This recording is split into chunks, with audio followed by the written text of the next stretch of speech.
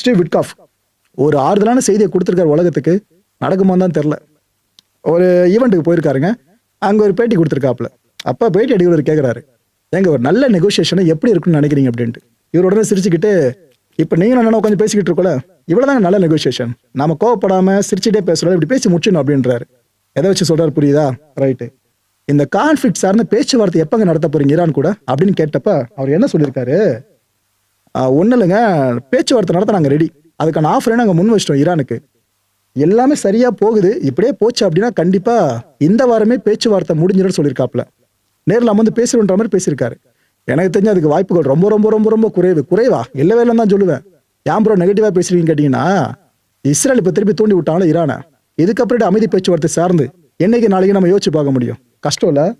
அப்படி ஒரு வேளை நாங்கள் பேச்சுவார்த்தை நடத்துறோம்னாக்கா ஹார்மோஸ் தான் ரொம்ப முக்கியமான விஷயமா இருக்கும்ட்டு, ஒரு ஹாட் டாப்பிக்காக இருக்குன்ற மாதிரி அவர் சொல்லியிருக்காரு. முதல்ல பேச்சுவார்த்தை நடக்கணும், அதுக்கான சூழலை கிரியேட் பண்ணி விட்டுருக்கீங்க.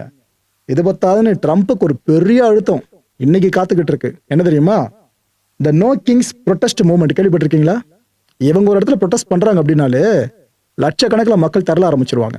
அப்பேற்பட்ட இந்த இயக்கம் அமெரிக்காவில் இன்னைக்கு ஃபுல்லா ப்ரொட்டஸ்ட்ல ஈடுபட போறாங்களாம்.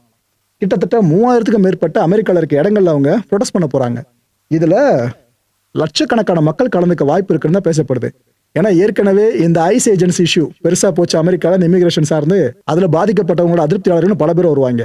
இன்னொரு பக்கம் ட்ரம்ப்புக்கு எதிரான மனநிலை இருக்க எல்லாருமே கலந்துப்பாங்க. இதெல்லாம் தாண்டி இந்த வார நோன்னு சொல்றாங்களே, ஈரான் வார் நடக்கக்கூடாதுன்னு, இது சார்ந்த மக்களை வருவாங்க. ஸோ லட்சக்கணக்கில் அமெரிக்க மக்கள் கூட போறாங்க. எதுக்காக?